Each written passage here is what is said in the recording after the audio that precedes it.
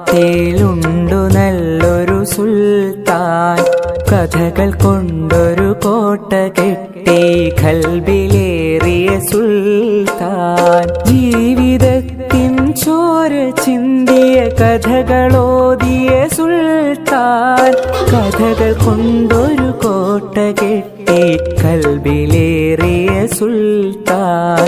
മലയാള തറവാട്ടിലുണ്ടു നല്ലൊരു സുൽത്താൻ, കഥകൾ കൊണ്ടൊരു കോട്ട കെട്ടി ഖൽബിലേറിയ സുൽത്താൻ.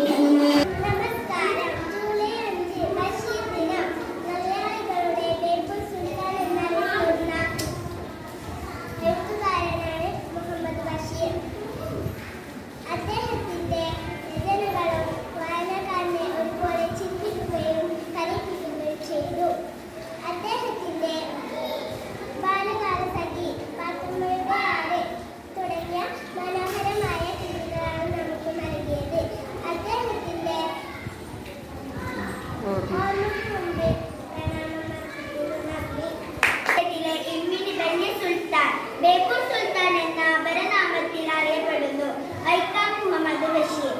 ബഷീറിന്റെ ഏറ്റവും പ്രസിദ്ധമായ ഒരു നോവലാണ് പാത്തുമ്മയുടെ ആട്. അതിലൊരു ചെറിയ